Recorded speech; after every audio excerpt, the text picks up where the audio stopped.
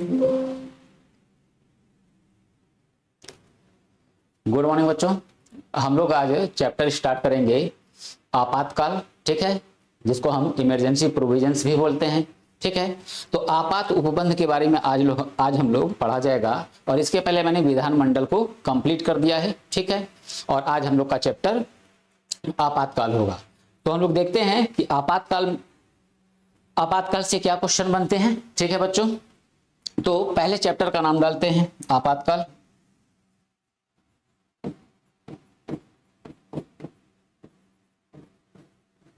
आपातकाल या इसी को कहते हैं बच्चों आपात उपबंध, इमरजेंसी प्रोविजंस। आपात उपबंध, इमरजेंसी प्रोविजंस, ठीक है। तो ये हमारे चैप्टर का आज नाम हुआ बच्चों, ठीक। तो अब हमारा जो ये चैप्टर होगा इसमें हम लोग आपातकाल देखेंगे। तो बच्चों सबसे पहली बात आपातकाल का जो जिक्र है वो भारतीय संविधान के किस अनुच्छेद में है, किस भाग में है। जैसा कि हम लोग जितना चैप्टर पढ़े, ठीक, तो लगभग हर चैप्टरों में हम लोगों ने भाग और अनुच्छेद को कवर किया है, ठीक है। तो यहां भी वही बात है। तो अगर यहां देखें तो बच्चों भाग क्या होगा, तो भाग हो जाएगा 18, और अनुच्छेद क्या होगा, आर्टिकल। तो अनुच्छेद होगा 352 से 360, ठीक है। 352 से 360 तक में आपातकाल के बारे में हम लोग को पढ़ना है, ठीक है। तो अब बात करें सबसे पहले ये कि ये जो आपातकाल का सिद्धांत है ये कहाँ से लिया गया है। ये जो बच्चों सिद्धांत वाली जो मैं बात बोल रहा हूँ, यहाँ पे एक कंफ्यूजन बना हुआ है बच्चों को, ठीक है। और कुछ जगहों पे ये बात गलत भी है, ठीक है, गलत भी लिखी हुई है। क्या कि आपातकाल जो है ये कहाँ से लिया गया है। तो इसका आंसर ज्यादा लोग क्या बोल देते हैं कि इसका आंसर क्या है, जर्मनी का वीमर संविधान, ठीक ना, या हम कह ले जर्मनी का संविधान। परंतु ये बात बच्चों गलत होगी। आपातकाल का सिद्धांत जर्मनी के संविधान से नहीं लिया, ठीक है। आपातकाल का सिद्धांत जर्मनी के संविधान से नहीं लिया गया। कहां से लिया गया है देखें एक बात को। तो यहां लिख देते हैं आपातकाल का सिद्धांत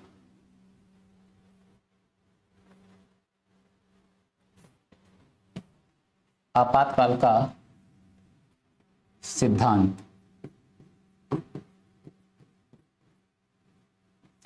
कहां से लिया गया है, तो भारत सरकार अधिनियम, भारत सरकार अधिनियम 1935, ठीक है बच्चों। तो भारत सरकार अधिनियम 1935 जो है यहां से लिया गया है आपातकाल का सिद्धांत। ये बात एकदम क्लियर रखना है, ठीक। अब जर्मनी का जिक्र आखिर आता क्यों है, ठीक है। जर्मनी का जिक्र आखिर क्यों आता है, तो जर्मनी का जिक्र इसलिए आता है क्योंकि जब क्वेश्चन ये बनता है कि आपातकाल के दौरान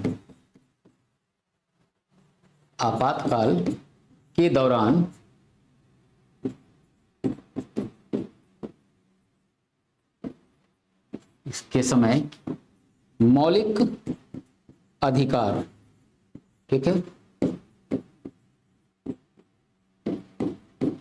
मौलिक अधिकारों का निलंबन, ठीक है, मौलिक अधिकारों का निलंबन ये कहां से लिया गया है। तो मौलिक अधिकारों का निलंबन ये लिया गया है बच्चों जर्मनी से, ठीक है, जर्मनी से। अच्छा, कौन से मौलिक अधिकार कैसे निलंबित हो जाएंगे, क्या इस बात का मतलब है।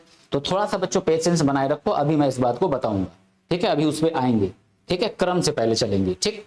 तो हमने अभी ये जाना कि आपातकाल ये कहां से लिया गया, ये लिया गया भारत सरकार अधिनियम 1935 से, ठीक। आपातकाल के दौरान मौलिक अधिकार, फंडामेंटल राइट सस्पेंड हो जाते हैं, निलंबित हो जाते हैं। ये सिद्धांत हमने कहां से लिया है, ये सिद्धांत हमने लिया है जर्मनी के वीमर संविधान से, ठीक। और संविधान के किस भाग में आपातकाल का उल्लेख है, तो भाग 18, और आर्टिकल कहां से कहां तक होगा, तो 352 से 360 तक, ठीक। तो ये इतनी बात हम लोगों ने जाना। अब आते हैं आगे। अब बात करें बच्चों, भारतीय संविधान में कुल कितने प्रकार के आपातकाल का उल्लेख है? ठीक, तो 3 प्रकार के आपातकाल का उल्लेख भारतीय संविधान में मिलता है। ठीक है, तो यहां देखें,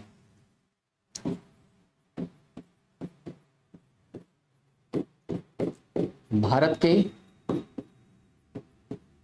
संविधान में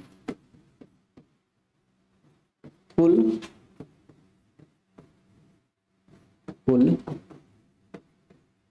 3 प्रकार के आपातकाल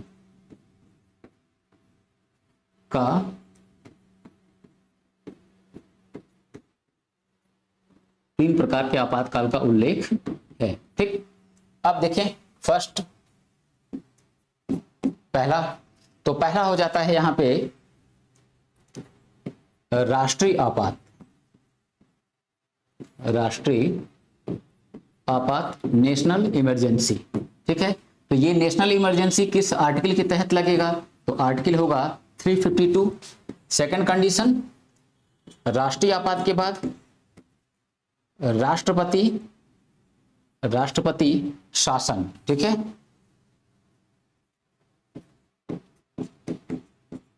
राष्ट्रपति शासन, प्रेसिडेंट रूल।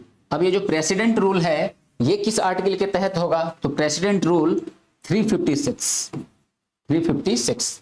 और थर्ड कंडीशन जो है, तीसरा आपातकाल क्या है? ठीक है, फाइनेंशियल इमरजेंसी यानी वित्तीय आपातकाल। अच्छा, इसका आर्टिकल क्या होगा? इसका आर्टिकल होगा बच्चों 360। तो ये भारतीय संविधान में कुल 3 प्रकार के आपातकाल का जिक्र मिलता है। अब बारी बारी से हम लोग तीनों आपातकाल को बच्चों यहाँ पे पढ़ा जाएगा। ठीक है, बारी बारी से तीनों आपातकाल को यहाँ पे हम लोग देखेंगे। तो सबसे पहले हम लोग देखा जाएगा राष्ट्रीय आपात। ठीक है, राष्ट्रीय आपात तो देखते हैं। तो हेडिंग होगा हमारा,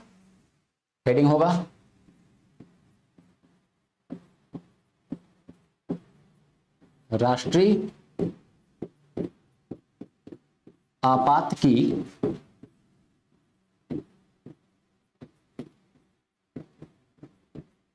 उद्घोषणा। ठीक है, राष्ट्रीय आपात की उद्घोषणा। ठीक, उद्घोषणा। और आर्टिकल क्या हो जाएगा? आर्टिकल 352। अब मैटर है कि ये जो राष्ट्रीय आपात है, नेशनल इमरजेंसी, ये किस कंडीशन में लगेगा? ठीक है बच्चों, तो ये कंडीशन इसकी क्या है? इस बात को थोड़ा यहां सब लोग ध्यान दोगे कि ये युद्ध, बाह्य आक्रमण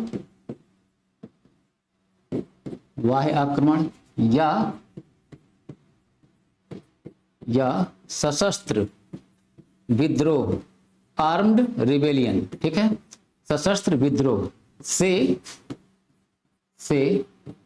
उत्पन्न आपात। ठीक, भारतीय संविधान में किस व्यक्ति को आपातकाल लागू करने का अधिकार है? तो किसको अधिकार है? राष्ट्रपति को। तो राष्ट्रपति कब जारी करेगा आपातकाल? ठीक है, राष्ट्रपति जारी करता है आपातकाल। तो राष्ट्रपति आपातकाल कब जारी करेगा? जब युद्ध, बाह्य आक्रमण या सशस्त्र विद्रोह के कारण, ध्यान देना बच्चों, सशस्त्र विद्रोह के कारण भारत या भारत का कोई भाग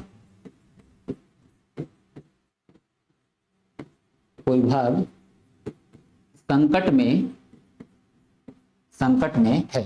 ठीक है, भारत या भारत का कोई भाग संकट में है। तो ऐसी स्थिति में राष्ट्रपति क्या करेगा? राष्ट्रपति लगा देगा राष्ट्रीय आपात। अब राष्ट्रीय आपात जब लगेगा तो इसमें कुछ शब्दों को ध्यान देना है। तो आपातकाल के ठीक है, 2 यहां पे तरीके दिखें। एक तो बाह्य कारण, और दूसरा बच्चों हो जाता है इंटरनल, ठीक ना, आंतरिक, इंटरनल रीजन, आंतरिक कारण।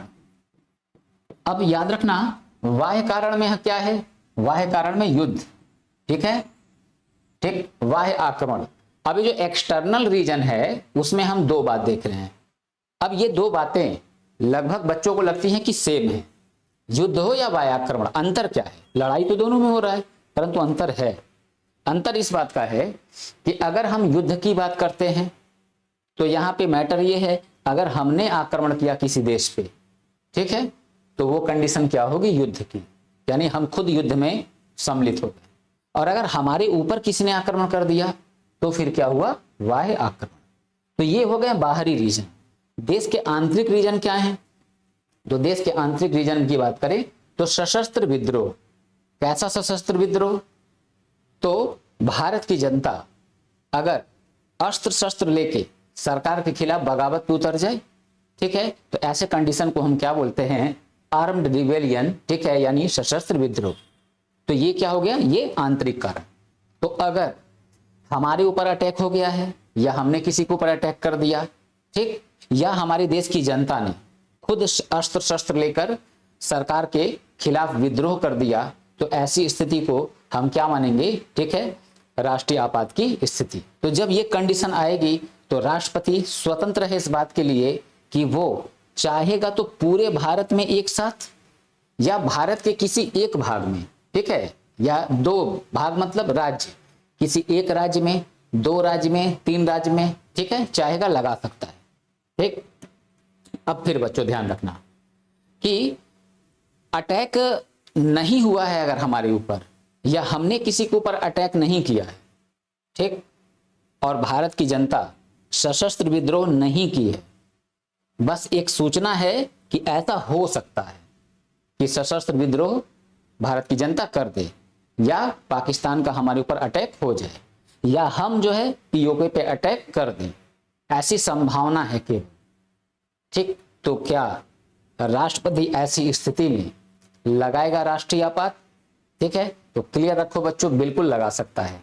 क्योंकि शब्द क्या यूज होता है कि जब युद्ध, बाह्य आक्रमण या सशस्त्र विद्रोह के कारण राष्ट्रपति को यह आभास हो जाए, ठीक ना, यह आभास हो जाए कि भारत या भारत का कोई भाग, ठीक है, संकट में है, तो राष्ट्रपति ऐसी स्थिति में राष्ट्रीय आपात अनुच्छेद 352 के तहत लगा सकता है। बात समझ में आई। तो यानी कि आक्रमण नहीं भी हुआ है या हमने खुद नहीं किया है तब भी आपातकाल लग सकता है, मगर एक पुख्ता प्रमाण होना चाहिए कि हाँ ऐसा वास्तव में होने वाला है, ठीक ना, वरना फिर राष्ट्रपति तो दुरुपयोग करने लगेगा। और राष्ट्रपति क्या दुरुपयोग करेगा, वो तो मंत्रिमंडल की सलाह पे काम कर रहा है, मंत्रिपरिषद के सलाह पे, ठीक है। तो यहाँ पे क्या होगा, मंत्रिपरिषद बोल देगा, ठीक है, कि लगा दो राष्ट्रीय आपात, और राष्ट्रीय आपात लगा दिया तो सारा पावर किसके हाथ में चला गया, राष्ट्रपति के हाथ में। मगर सैद्धांतिक रूप से, वास्तविक रूप से पावर किसके हाथ में गया, प्रधानमंत्री के हाथ में। तो इसलिए पुख्ता प्रमाण होना चाहिए कि हाँ आक्रमण हो सकता है, ठीक। अब थोड़ा सा और कुछ बात सुनो। अब यहां सशस्त्र विद्रोह शब्द जो बच्चों दिख रहा है, ठीक है, सशस्त्र विद्रोह, यहां देखो पहले सशस्त्र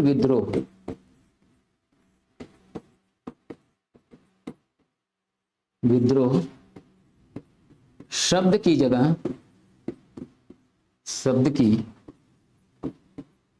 जगह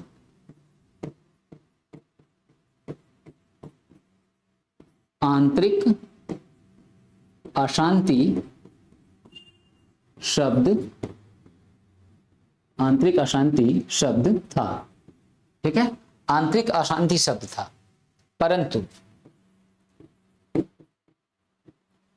परंतु 44 अमेंडमेंट, 44वें संविधान संशोधन, 44वें संविधान संशोधन अधिनियम 1978 के द्वारा 352 में सशस्त्र विद्रोह शब्द जोड़ा गया, सशस्त्र विद्रोह शब्द जोड़ा गया। ठीक है, तो ये बात ध्यान रखेंगे। अब मैटर आएगा कि सर क्यों ऐसा हुआ, क्यों ऐसा हुआ।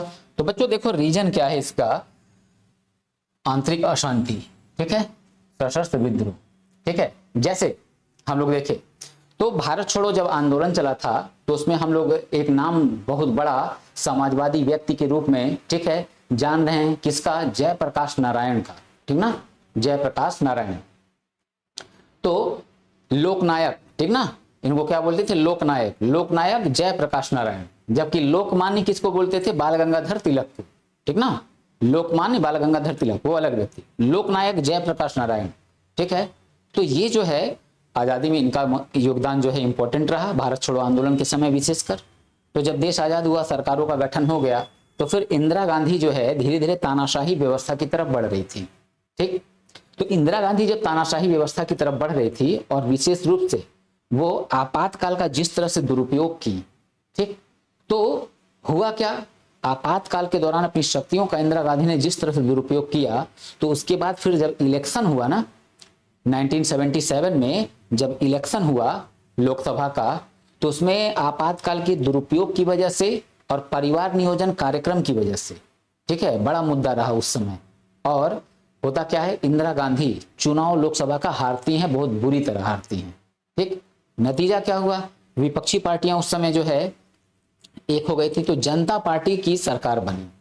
अब जनता पार्टी में 3 व्यक्ति उस समय बड़े महत्वपूर्ण थे, जयप्रकाश नारायण, चौधरी चरण सिंह और मोरारजी देसाई। तो प्राइम मिनिस्टर कौन बना जनता पार्टी की सरकार में, मोरारजी देसाई। तो मोरारजी देसाई के शासनकाल में हुआ क्या, जोड़ा गया ये आंतरिक अशांति शब्द। अब कहोगे कि सर क्यों जोड़ा जा रहा है, बात यही नहीं समझ में आ रही है। तो बच्चों देखो जोड़ा इसलिए जा रहा है क्योंकि जयप्रकाश नारायण वगैरह ये लोग आंदोलन कर रहे थे इंदिरा गांधी के खिलाफ। ठीक ना, इंदिरा गांधी के खिलाफ आंदोलन कर रहे थे। तो अब इंदिरा गांधी जो है ये कंट्रोल करने का प्रयास कर रही थी इन लोगों के आंदोलन को, कह रही थी कि आंतरिक रूप से ये अशांति मना जो है मचा रखे हैं, जबकि हमारा देश जो है आंदोलन करके ही तानाशाही व्यवस्था से छुटकारा पाया था। ठीक ना, यानी कि अंग्रेजों के खिलाफ महात्मा गांधी, जवाहरलाल नेहरू, ठीक है, जयप्रकाश नारायण, राजेंद्र प्रसाद, वल्लभ भाई पटेल, बाल गंगाधर तिलक वगैरह वगैरह, ठीक, इन लोगों ने आंदोलन किया। ठीक, और इसके बाद विश्व युद्ध हुआ, तो फिर भारत को क्या है, आजादी मिली। तो आंदोलन करना तो हमारे लिए शांतिपूर्ण जो है वो एक लंबे समय से जो है इंपॉर्टेंस रहा है, महत्वपूर्ण रहा है। अब इंदिरा गांधी क्या इसको कंट्रोल करने का प्रयास कर रही थी। ठीक है, तो आंतरिक अशांति के आधार पर उन्होंने क्या किया, लगा दिया आपातकाल 1975 में, अभी इसको लिखवाऊंगा मैं, आपातकाल लगा दिया। तो जब चुनाव जीता जनता पार्टी ने, तो यही कहा कि आंतरिक अशांति शब्द अब नहीं रहेगा, भारत की जनता अगर आंदोलन कर रही है तो वो सही है, ठीक ना, वो सही है, परंतु आंदोलन में अगर वो अस्त्र शस्त्र लेके निकल लिया तब गलत होगा। तो इसलिए आंतरिक अशांति की जगह शब्द क्या है, हम यूज करेंगे सशस्त्र विद्रोह, आर्म्ड रिबेलियन। ठीक है, तो इसलिए क्या है, 44वें संविधान संशोधन 1978 के द्वारा क्या हुआ, 352 में आंतरिक अशांति की जगह कौन सा शब्द आ गया, सशस्त्र विद्रोह। बात क्लियर। ठीक, वापस आते हैं, हम लोग ने हेडिंग डाला है राष्ट्रीय आपात की उद्घोषणा, अनुच्छेद 352। कब लगेगा अनुच्छेद 352, जब युद्ध, बाह्य आक्रमण या सशस्त्र विद्रोह के कारण भारत या उसका कोई भाग संकट में है और इस बात का आभास राष्ट्रपति को हो जा रहा है, तो राष्ट्रपति क्या करेगा, पूरे भारत में या भारत के किसी एक भाग में लगा देगा राष्ट्रीय आपात। ठीक है, राष्ट्रीय आपात। तो अब राष्ट्रीय आपात में हम लोगों ने क्या देखा, सशस्त्र विद्रोह जो शब्द है, पहले यहां पे क्या था, आंतरिक अशांति। तो कब आंतरिक अशांति शब्द हटा करके, ठीक है, सशस्त्र विद्रोह शब्द लाया गया, तो मैंने बताया यहाँ पे 44वां संविधान संशोधन अधिनियम 1978 के द्वारा लाया गया सशस्त्र विद्रोह शब्द। इतनी बात क्लियर। ठीक, अब बढ़ते हैं बच्चों हम लोग आगे। ठीक है, इसका स्क्रीनशॉट लेना हो तो ले सकते हो। ठीक है, चलो आगे देखते हैं। तो यहां इतनी बात पूरी हो गई। ठीक है, अब हम देखें इसकी अवधि। ठीक है, राष्ट्रीय आपात की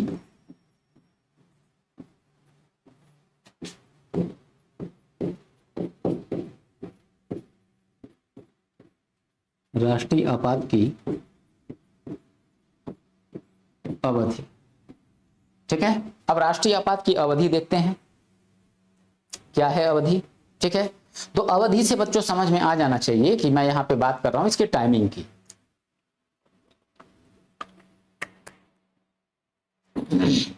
मैं यहां पे बात कर रहा हूं टाइमिंग की। ठीक, तो देखो है क्या, यहां पे अवधि को हम लोगों को बच्चों तीन तरह से समझना है। ठीक है, अवधि को हम लोग कैसे समझेंगे, तीन तरह से। ठीक, तो पहला, जब राष्ट्रपति द्वारा 352 लगाए जाने पर 352 लगाए जाने पर इसका प्रभाव कितने समय तक होगा। ठीक है बच्चों, तो यहां पे इसका प्रभाव कितने समय तक होगा, 1 मंथ। ठीक ना, 1 माह तक। ठीक, अब होगा क्या, 1 माह के लिए राष्ट्रपति लगा देगा इसको। ठीक, मान लो भारत पे चीन का आक्रमण हो गया है, तो राष्ट्रपति ने क्या किया, लगा दिया राष्ट्रीय आपात। ठीक है, राष्ट्रीय आपात लग गया। अब क्या होगा, 1 माह के लिए ये लागू रहेगा। तो ऐसा नहीं है कि 1 माह है तो फिक्स है, 30 दिन के लिए लागू ही रहेगा, ऐसा कोई प्रावधान नहीं है। राष्ट्रपति चाहेगा तो इसको आके तुरंत जो है 10 दिन बाद भी चाहेगा तो वो वापस ले सकता है। ठीक है, वापस ले सकता है, और लोकसभा भी चाहेगी तो राष्ट्रपति को मजबूर कर सकती है वापस लेने के लिए। कैसे, अभी हम वापसी वाला हेडिंग डलवाएंगे तो वहां बताएंगे। ठीक, तो 1 माह के लिए, परंतु मान लो अभी लड़ाई शुरू हुआ है, अभी युद्ध शुरू हुआ है, और पता चलता है कि युद्ध लंबा खिंचता है, रूस यूक्रेन का देख लो। ठीक ना, लंबा समय हो गया। तो अगर मान लो टाइम लंबा खींच रहा है तो ऐसी स्थिति में क्या होगा, तो अब यहां संसद के अनुमोदन से ठीक है, इसे क्या किया जाएगा, 6 माह के लिए बढ़ा दिया जाएगा। ठीक, तो 6 एक 7 माह हो गए,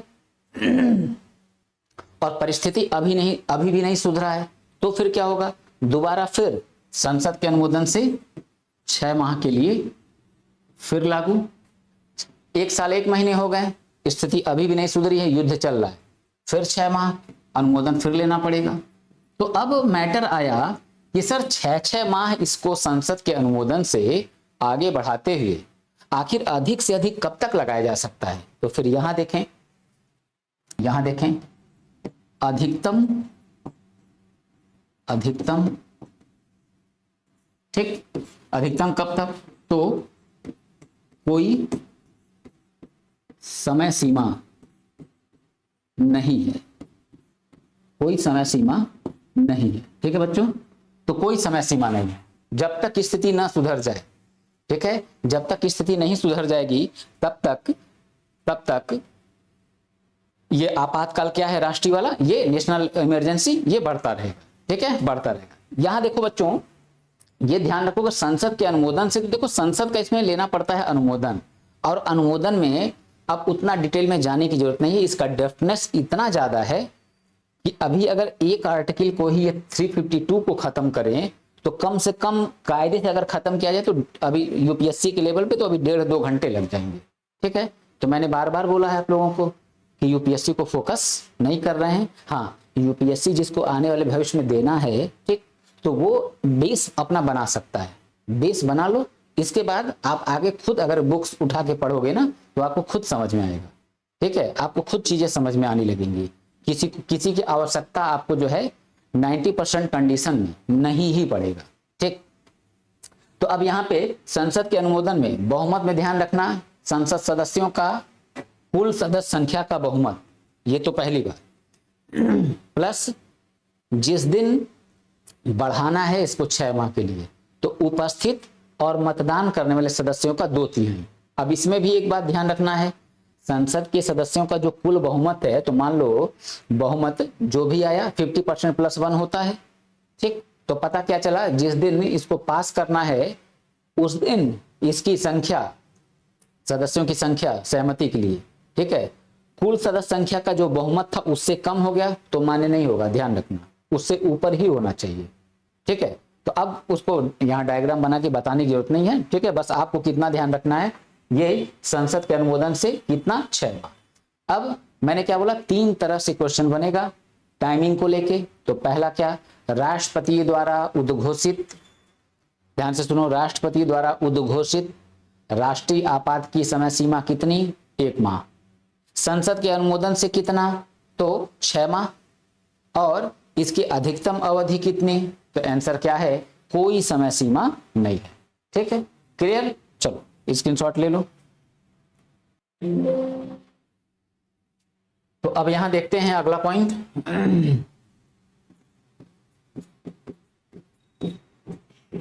राष्ट्रीय आपात की वापसी, ठीक है, राष्ट्रीय आपात की वापसी। अब राष्ट्रीय आपात की वापसी कैसे होगी, तो देखो पहला दूसरा, पहला क्या है कि राष्ट्रपति के द्वारा वापस लेने की घोषणा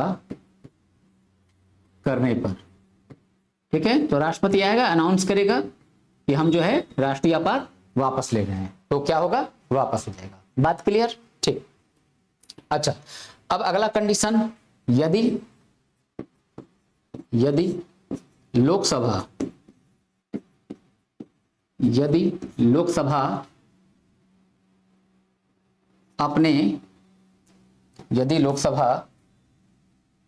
अपने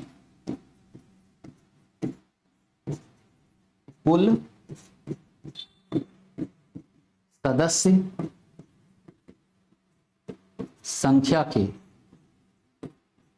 के बहुमत से प्रस्ताव पारित कर दे,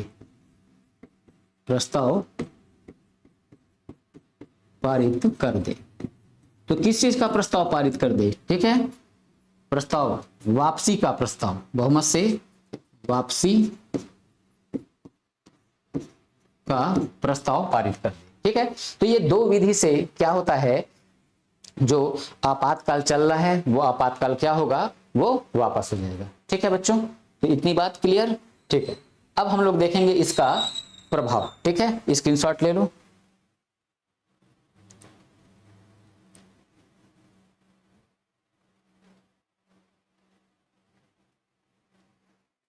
ठीक है, चलो देखते हैं। तो राष्ट्रीय आपात का प्रभाव,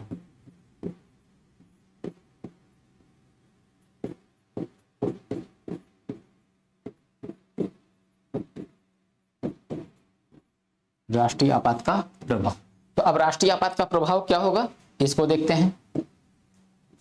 तो अब देखें राज्य की, ठीक है, नंबर 1, पहला जो राज्य की कार्यपालिका होगी, राज्य की कार्यपालिका केंद्र की, मैं इसको पढ़ा चुका हूं बच्चों, केंद्र की, राज्य की कार्यपालिका और केंद्र की कार्यपालिका दोनों पढ़ा चुके हैं, ठीक है। राज्य की कार्यपालिका केंद्र की कार्यपालिका के आदेशानुसार, ठीक ना, आदेशानुसार कार्य करेगी,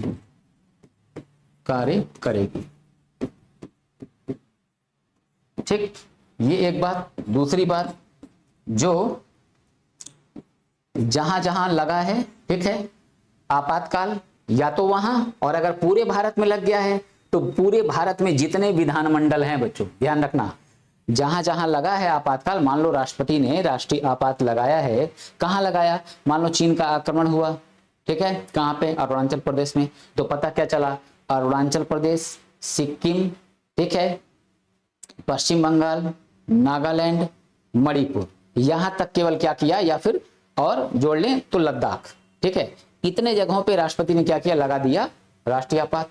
तो इन राज्यों में विधानमंडल अगर है तो उन विधानमंडलों को संबोधित करके मैं यहां बता रहा हूं, या फिर एक साथ पूरे भारत में लगा दिया है तो भारत के अंदर जितने विधानमंडल हैं सबको ले लें। तो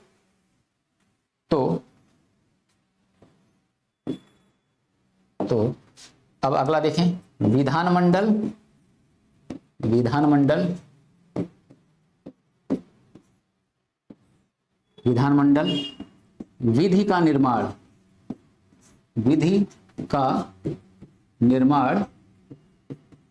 नहीं कर सकती, विधि का निर्माण नहीं कर सकती।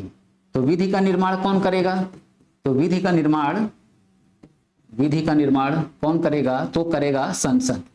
विधि का निर्माण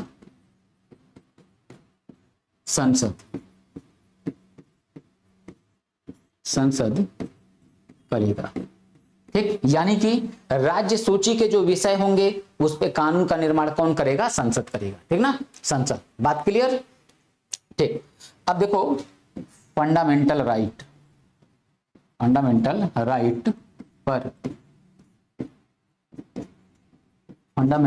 पर प्रभाव, ठीक ना।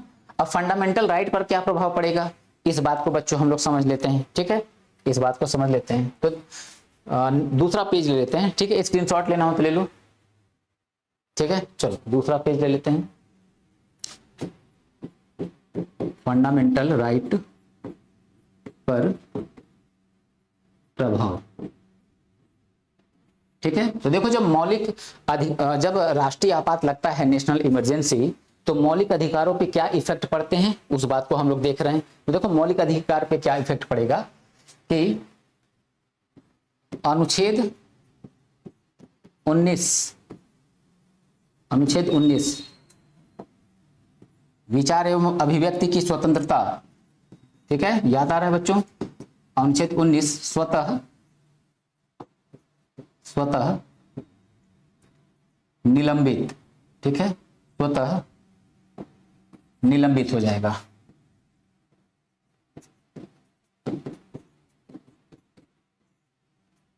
स्वतः निलंबित हो जाएगा। अच्छा, स्वतः निलंबित होना मतलब क्या होता है, तो स्वतः निलंबित होना मतलब ये होता है कि राष्ट्रपति को कहना नहीं पड़ेगा कि हम ये फंडामेंटल राइट, ठीक है, ये वाला फंडामेंटल राइट हम सस्पेंड कर रहे हैं, कहना नहीं है।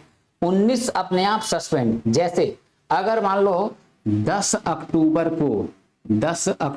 को 2023 में लगाया राष्ट्रपति ने राष्ट्रीय आपात, तो क्या होगा, 10 अक्टूबर को लगाया तो उसी दिन अनुच्छेद 19, ठीक ना, अनुच्छेद 19 स्वतः निलंबित, राष्ट्रपति को कुछ बोलना है ही नहीं, अपने आप ये सस्पेंड हो जाएगा, ठीक है। शब्दों पे ध्यान रखा जाएगा, क्या, निलंबित होना और समाप्त होना ये अलग अलग बात होती है, ठीक है। तो निलंबित हो जाएगा, ठीक है। अच्छा चलो, परंतु अब यही बात थोड़ा सा ध्यान में रखना है, थोड़ा सा ये हल्का सा डेफ्ट हो रहा है बच्चों, हल्का सा डेफ्ट हो रहा है, परंतु इतना आपसे पूछा जा सकता है, परंतु सशस्त्र विद्रोह के कारण, सशस्त्र विद्रोह के कारण राष्ट्रीय आपात लगा है, तो 19 सस्पेंड नहीं होगा, 19 निलंबित नहीं होगा, ठीक है, 19 निलंबित नहीं होगा। ये बात ध्यान रखना है बिल्कुल, ठीक है, कि अगर सशस्त्र विद्रोह के कारण लगा है तो अनुच्छेद 19 सस्पेंड नहीं होगा। 19 कब सस्पेंड होगा, जब बाह्य कारण होंगे, ठीक ना, युद्ध और बाह्य आक्रमण, ठीक है, बात क्लियर। अच्छा अब आगे देखें,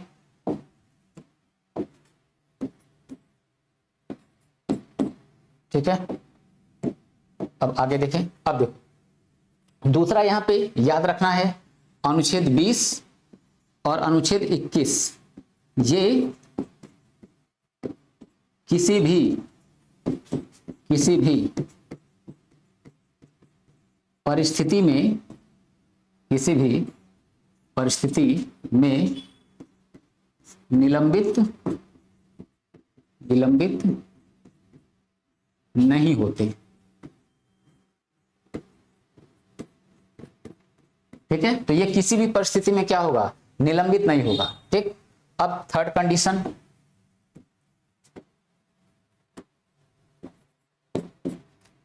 बाकी के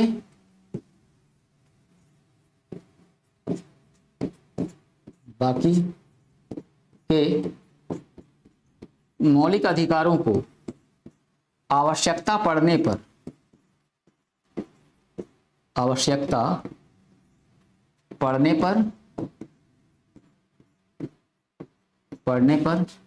राष्ट्रपति समय समय पर निलंबित कर सकता है। समय समय पर निलंबित कर सकता है।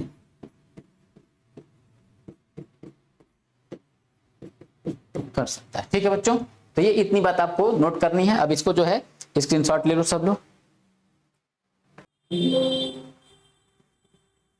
ठीक है, तो इतनी बात क्लियर बच्चों। तो अब हम लोग आगे देखें कि क्या भारत में अभी तक आर्टिकल 352 यानी राष्ट्रीय आपात क्या अभी तक लगा है। ठीक, तो आंसर क्या है बच्चों, राष्ट्रीय आपात अब तक 3 बार लग चुका है। ठीक है, तो वो 3 बार कब कब है इस बात को जरा देखते हैं। और अभी एक होमवर्क दूंगा, ठीक है, कमेंट बॉक्स में उसका आंसर बताना। ठीक है सब लोग, चलो देखते हैं। तो राष्ट्रीय आपात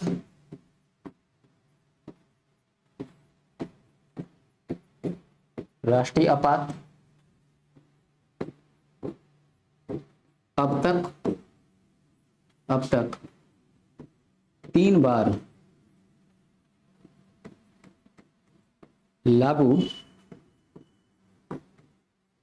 किया जा चुका है। ठीक है, तो पहला कब, पहला, दूसरा और तीसरा। ठीक, तो पहला भारत चीन युद्ध के समय।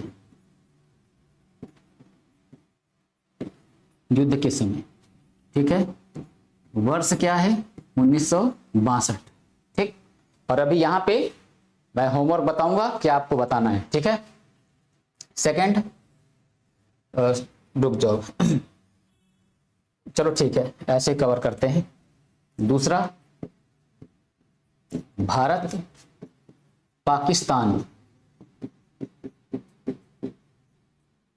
पाकिस्तान युद्ध, ठीक है, के समय वर्ष क्या है 1971। ठीक, तीसरा आंतरिक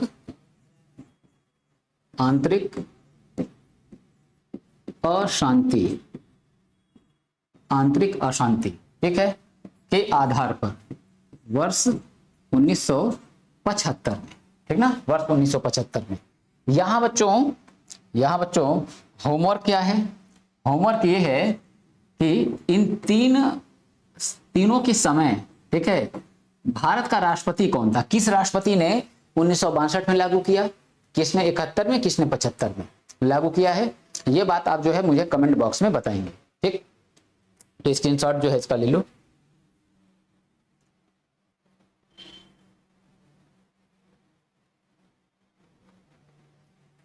ठीक है, तो ये आपका होमवर्क है, मुझे बताना। तो यहां जाके बच्चों अब 352 पूरी तरह क्या होता है, 352 पूरी तरह कंप्लीट होता है। ठीक है, अब आते हैं हम लोग अनुच्छेद 356 में। ठीक है, अनुच्छेद 356 तो राष्ट्रपति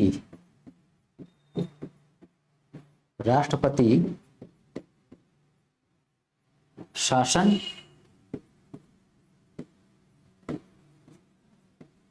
की उद्घोषणा, ठीक है, अनुच्छेद 356, अनुच्छेद 356, ठीक है। अब हम लोग बारी बारी से इसको भी समझते हैं। 356, अब देखो राष्ट्रपति शासन की उद्घोषणा अनुच्छेद 356। अब देखो ये कब लगेगा, तो यानी इसके लगने का आधार क्या है, आधार, ठीक। इसमें एक बात बच्चों, इसमें एक बात ध्यान रखना,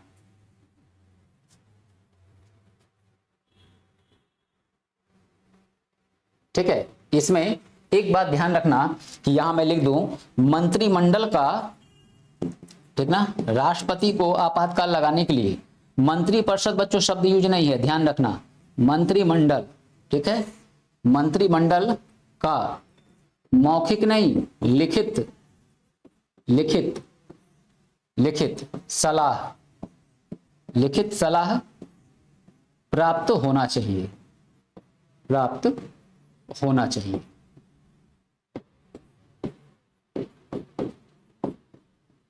ठीक है। तो लिखित रूप में मंत्रिमंडल सलाह देगा कि हाँ जो है लगा दीजिए राष्ट्रीय आपात, तभी होगा, ठीक ना, लिखित रूप में नहीं देगा, नहीं मान्य होगा, ठीक है। तो अब यहां देखते हैं राष्ट्रपति शासन की उद्घोषणा। ध्यान रखना बच्चों शब्दों का, ठीक ना, मैंने बार बार बोला है कि संविधान में शब्दों का खेल बड़ा जबरदस्त है, ठीक है। तो राष्ट्रपति शासन, हम लोग पूरे चैप्टर को बोल देते हैं कभी कभी राष्ट्रपति शासन, ठीक है, हम लोग का सेंस मतलब मैं नहीं बोलता हूं, मैं देखता हूं बच्चों को, ठीक है। राष्ट्रपति शासन शब्द यूज कर लेते हैं, वो गलत है, राष्ट्रपति शासन नहीं, राष्ट्रीय आपात चैप्टर का नाम है। राष्ट्रपति शासन तो ये कंडीशन है, एक आर्टिकल है 356, ठीक है। और मैंने बोला इसकी गहराई बहुत ज्यादा है, जिक्र किया जाए तो 52 से पूरा 60 तक जिक्र किया जा सकता है, परंतु वो आपको कंफ्यूज करेगा। अभी इतना में ही आपको लग रहा होगा कि सर थोड़ा सा लग रहा है आज कुछ ज्यादा डेप्थ गए हैं, ऐसा नहीं है, इस चैप्टर में इतना जाना अनिवार्य है, ठीक। अच्छा, अब आधार देखें, कब लगेगा राष्ट्रपति शासन, तो जब राज्य का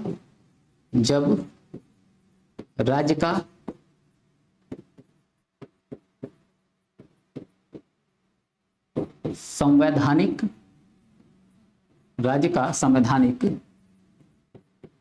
तंत्र विफल हो जाए, अर्थात ये कि राष्ट्रपति को, ठीक है, राष्ट्रपति को यह ज्ञात हो जाए यानी पता चल जाए, यह ज्ञात हो जाए कि किसी राज्य का, सारे शब्दों को यूज नहीं करेंगे, नहीं लिखेंगे, किसी राज्य का शासन संविधान का उल्लंघन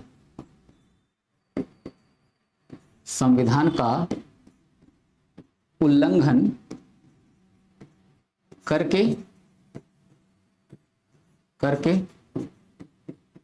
चलाया जा रहा हो, ठीक है। तो किसी राज्य का शासन संविधान का उल्लंघन करके चलाया जा रहा है।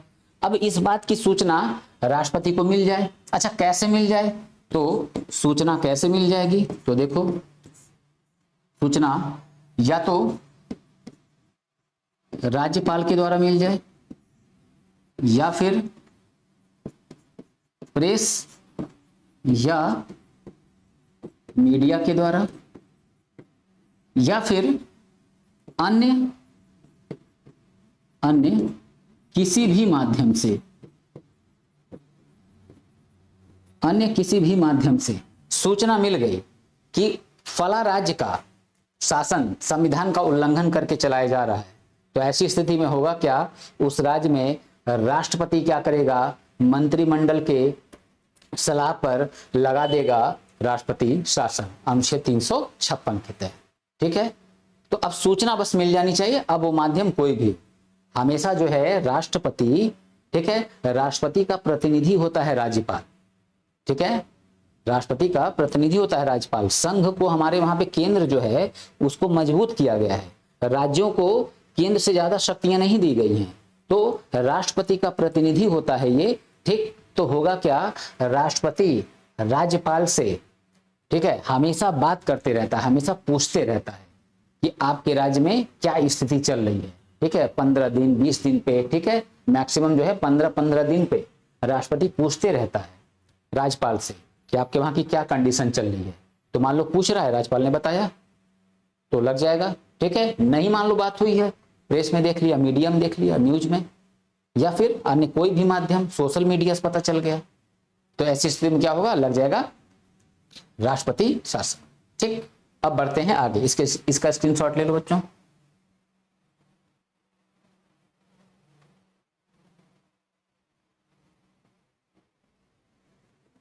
ठीक है, चलो अब जो है राष्ट्रपति शासन की अवधि, राष्ट्रपति शासन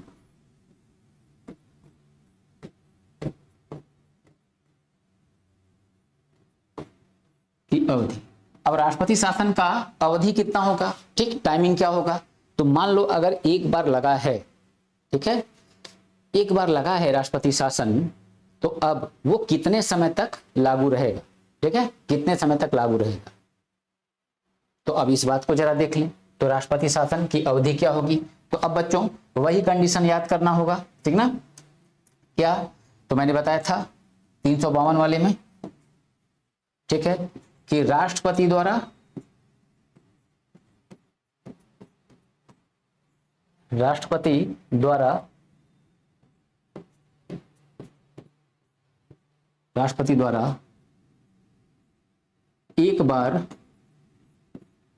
एक बार राष्ट्रपति शासन, क्या हो रहा है आज, एक बार राष्ट्रपति शासन लगाए जाने पर, ठीक ना, यहां लिखते हैं लगाए जाने पर, ठीक है, इसका प्रभाव कितना समय तक होगा। तो इसका प्रभाव कितने समय तक होगा बच्चों, तो 2 माह तक, ठीक है, 2 माह तक, तो प्रभाव 2 माह तक। अच्छा मान लो अब इसको और आगे बढ़ाना है, तो फिर कैसे आगे बढ़ेगा, तो फिर वही सिस्टम, संसद के अनुमोदन से, संसद के अनुमोदन से, ठीक है, कितने समय के लिए, तो 6 माह के लिए, ठीक है, 6 माह के लिए। तो अब देखो फिर आगे बढ़ाना है, तो फिर 6 माह के लिए, 6 माह के लिए, ठीक है। तो 6 माह करते हुए, 6 माह करते हुए फिर अब यहां भी देखेंगे इसकी अधिकतम अवधि, अधिकतम अवधि कितनी होगी, तो अधिकतम अवधि कितनी होगी, तो 3 साल, ठीक है, 3 वर्ष। तो 3 वर्ष से ज्यादा बच्चों, ठीक है, इसकी टाइमिंग नहीं होगी, ठीक है। तो इतनी बात क्लियर, ठीक है। तो यहां तक की बात हम लोग की क्लियर हो गई। तो क्या ध्यान देना है, ध्यान देना है राष्ट्रपति जब पहली बार राष्ट्रपति शासन लगाएगा तो इसकी टाइमिंग मैक्सिमम कितने टाइम के लिए होगी, ठीक है, टाइमिंग मैक्सिमम क्या होगा, तो 2 महीने होगा, ठीक। अब आगे भी इसे बढ़ाना है तो संसद के अनुमोदन से आगे बढ़ेगा, कितने माह के लिए, 6 माह के लिए, ठीक है, फिर दोबारा 6 माह के लिए। तो 6 माह आगे बढ़ाते हुए इसको अधिक से अधिक कितना समय तक लागू रखा जा सकता है, तो 3 साल। वो भी इसमें एक कंडीशन है। अब कंडीशन क्या है, यहां कंडीशन की चर्चा करते हैं, इसमें भी कंडीशन है। अब देखो कंडीशन ये है कि 1 वर्ष तक, ठीक ना, 1 वर्ष तक लगेगा, ठीक है, 1 वर्ष तक लागू रहेगा अनुच्छेद 356, तो अब इससे आगे अगर बढ़ाना है तो कब बढ़ेगा? जब, सारी बात लिख नहीं रहा हूं बच्चों, यहां ध्यान रखना, कब अब इससे आगे बढ़ेगा? जब चुनाव आयोग यह प्रमाणित कर दे, चुनाव आयोग यह प्रमाणित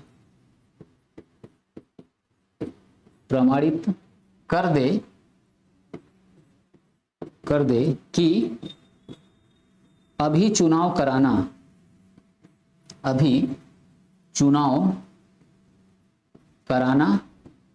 संभव नहीं है, अभी चुनाव कराना संभव नहीं है।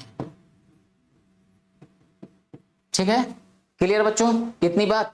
ठीक, चुनाव कराना संभव नहीं। अब सुनो ध्यान से, चुनाव कराना संभव नहीं है ये प्रमाणित कर दे। अच्छा ठीक है, प्रमाणित कर दिया, तो ये बताओ कि चुनाव न कराने वाली बात आखिर इसमें कहां से आ गई?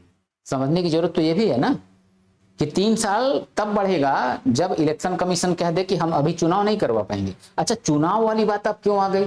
तो वो इसलिए आ गई कि अभी, ठीक है, आप ये समझ नहीं पाए हैं, क्यों? मैंने पढ़ाया ही नहीं, अभी लिखाया ही नहीं है क्या इसका प्रभाव। तो जब प्रभाव अभी पढ़ोगे तो समझ में आएगा कि चुनाव वाली सिस्टम यहाँ पे क्यों आ जा रही है। ठीक, अब चुनाव वाला सिस्टम क्यों आ जाएगा? तो चुनाव वाला सिस्टम बच्चों इसलिए आ जाता है, ठीक है, क्योंकि जब लगेगा राष्ट्रपति शासन तो जो राज्य का विधानमंडल होता है ना, राज्य का विधानमंडल, और उसमें क्या, विधानसभा, ठीक ना, विधानसभा, तो विधानसभा को राष्ट्रपति क्या करेगा, ठीक है, राज्यपाल से कह के क्या करेगा, भंग करवा देगा। ठीक है, भंग करवा देगा, और जब भंग करा देगा तो उस राज्य में जो भी पार्टी की सरकार थी उसकी सरकार क्या होगी, समाप्त हो जाएगी। अब समाप्त हो गया तो फिर क्या होगा, तब इलेक्शन होगा। तो अक्सर जो है इलेक्शन 6 महीने के अंदर हो जाते हैं। मान लो चुनाव आयोग ने कहा कि हम अभी नहीं करा सकते हैं, तो जब वो मना करेगा तब इधर फिर 6 माह के लिए फिर बढ़ेगा। ठीक है, फिर मना किया फिर बढ़ेगा, मगर अधिकतम कितना, 3 साल। भाई क्या ऐसा इलेक्शन कमीशन कर रहा है कि वो चुनाव ही नहीं करवा पाएगा? ठीक है, 5 साल 10 साल चुनाव नहीं करवा पाएगा, ऐसा कोई सिस्टम है नहीं। तो मैक्सिमम जो है 3 साल। ठीक, चलो तो इसका स्क्रीनशॉट ले लो। ठीक है, चलो अब देखते हैं इसका प्रभाव। तो प्रभाव में बच्चों बहुत कुछ विशेष नहीं है यहाँ पे। ठीक है, बहुत कुछ विशेष नहीं है, विशेष जो है वो हम लोग नहीं देखेंगे। ठीक है, क्योंकि उतने डेप्थ में जाके आपसे क्वेश्चन पूछना नहीं है। ठीक है, तो देखो क्या होगा यहाँ पे, राष्ट्रपति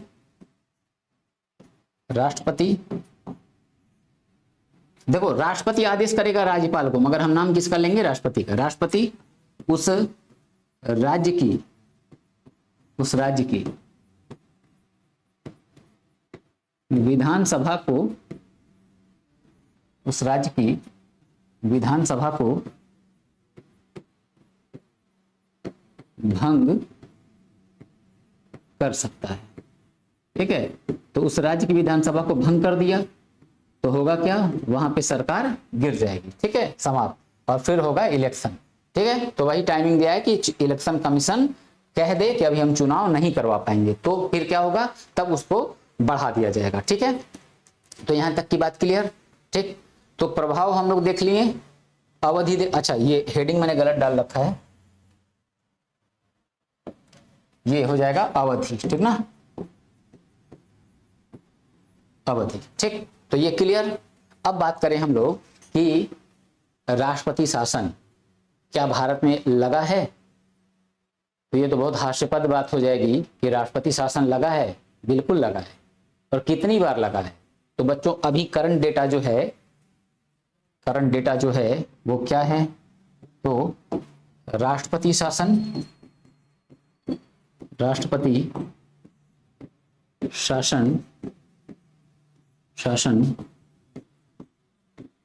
अब तक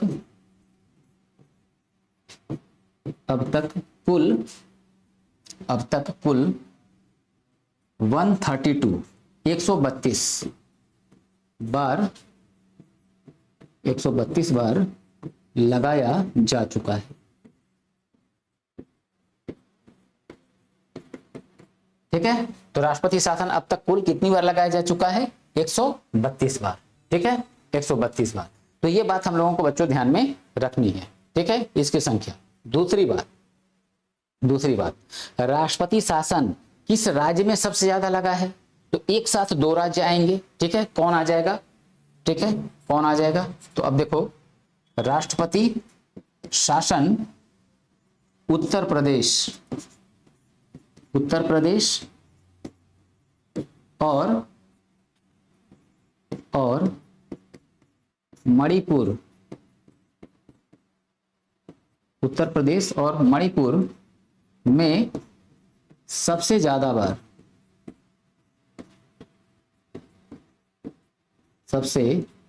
बार, ठीक है, कितना? 10-10 बार। ठीक ना, 10-10 बार। ठीक है, लगाया जा चुका है। ठीक है, ये इंफॉर्मेशन बच्चों आपको ध्यान में रखना है। ठीक है, स्क्रीनशॉट ले लो, आगे बढ़ते हैं।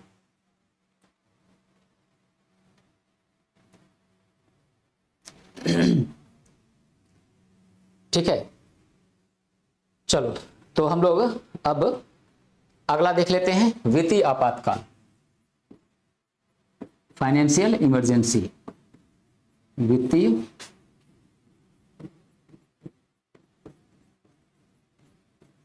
आपातकाल, अनुच्छेद क्या हो जाएगा? 360। अब यहां देखें, वित्तीय आपातकाल तो कब लगेगा? तो राष्ट्रपति लगाएगा। कब लगाएगा? जब देश की, ठीक है, भारत या उसका कोई भाग, ऐसे लिखेंगे जब, चलो पूरा लिख देते हैं, जब भारत या उसका कोई भाग आर्थिक रूप से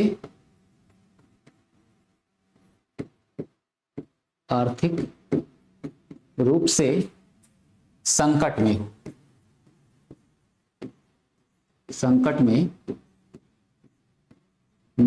हो। ठीक ना, भारत या उसका कोई भाग आर्थिक रूप से संकट में हो। ठीक, तो ऐसी स्थिति में क्या होगा? वित्तीय आपातकाल लगाया जा सकता है। अच्छा, अब संकट में है, ठीक, तो राष्ट्रपति क्या करेगा? वित्तीय आपातकाल लगा देगा और इस बात की सूचना उसको किसी भी माध्यम से मिल जाए। ठीक है, तो अगर मिल गया सूचना कि हाँ कोई क्षेत्र है और वहां पे आर्थिक स्थिति खराब है या पूरे भारत की आर्थिक स्थिति खराब है, ठीक, मंत्रिमंडल ने कह दिया कि आप वित्तीय आपातकाल लागू करिए। ठीक है, ध्यान रखना बच्चों, मंत्रिमंडल के परामर्श से ही करता है राष्ट्रपति। ठीक है, यहां शब्द क्या यूज करेंगे? मंत्रिमंडल। ठीक है, मंत्रिमंडल। ठीक, तो अब देखो यहां पे राष्ट्रपति क्या किया? आर्थिक स्थिति खराब हुई देश की या उसके कोई भाग का, तो क्या किया? लगा दिया वित्तीय आपातकाल। ठीक, अब इसमें देखें हम लोग, इसकी अवधि क्या होगी? इसकी अवधि, तो इसकी अवधि को ध्यान रखना, राष्ट्रपति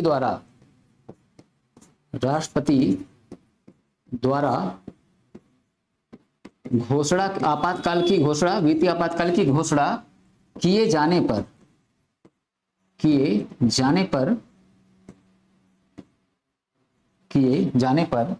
ठीक है, प्रभाव कितना होगा इसका? 2 माह के लिए। ठीक, 2 माह के लिए। परंतु संसद के अनुमोदन से, अब देखो यहीं पे डिफरेंट क्रिएट होगा, संसद के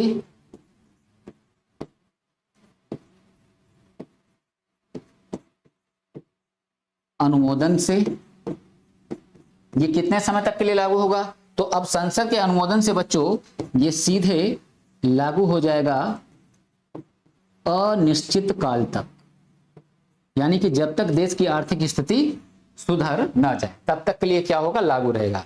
जब आर्थिक स्थिति सुधर जाएगी तो फिर वापसी के लिए वही प्रक्रिया। ठीक है, अब राष्ट्रपति आएगा, बोल देगा कि हाँ जो है वित्तीय आपातकाल अब हम वापस ले रहे हैं। ठीक है, तो वित्तीय आपातकाल, फाइनेंशियल इमरजेंसी क्या होगा?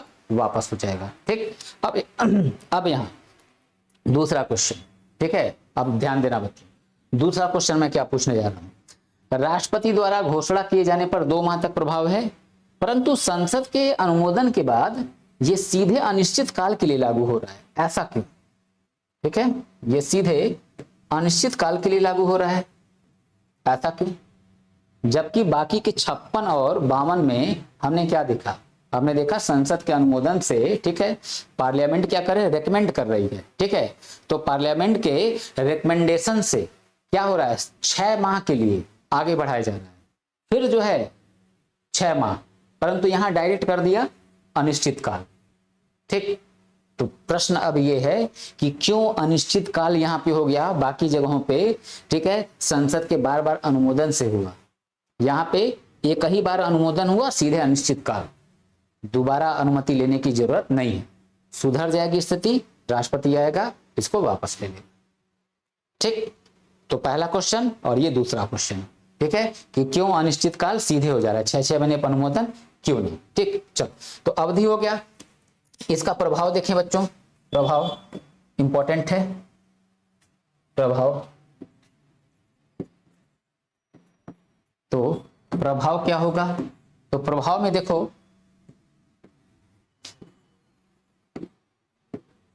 केंद्र एवं राज्य के, केंद्र एवं राज्य के अधीन कार्यरत, कार्यरत मतलब कार्य कर रहे, कार्यरत सभी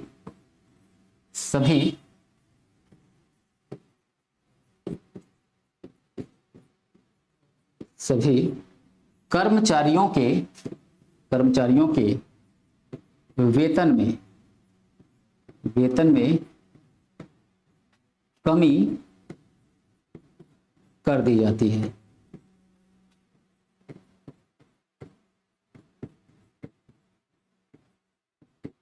ठीक है, कमी कर दी जाती है। ठीक, और ध्यान रखना इसमें न्यायालयों के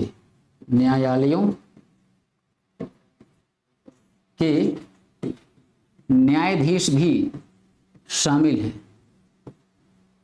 न्यायाधीश भी शामिल है। ठीक है, चलो अब अगला बात देखें। अब बात कर लें कि कितनी बार लगा है। ठीक है, हमारे वहां राष्ट्रीय आपात कितनी बार लगा है? तो राष्ट्रीय आपात,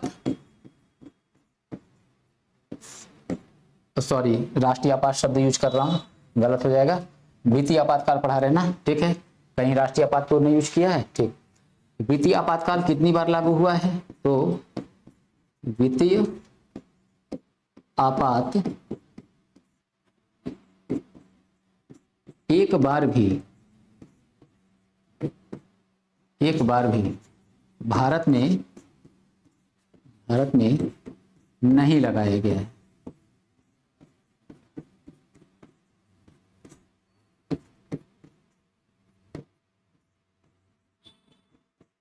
नहीं लगाया गया। ठीक है बच्चों, तो ये आपको इतनी बातें ध्यान में रखनी थी, इतनी बातें जानना था। ठीक है, तो हम लोग का ये चैप्टर कंप्लीट होता है और फिर हम लोग कल के क्लास में, ठीक है, नए चैप्टर के साथ मुलाकात करेंगे। ठीक है, पढ़िए और जो मैंने आप लोग को क्वेश्चन दिया हुआ है उस क्वेश्चन का आंसर आप लोग कमेंट बॉक्स में देना मुझे। ठीक है, कमेंट बॉक्स में देना, सही होगा तो मैं वहां रिप्लाई कर दूंगा। ठीक है, चलिए ठीक है बच्चों, तो कल की क्लास में हम लोग मिलते हैं।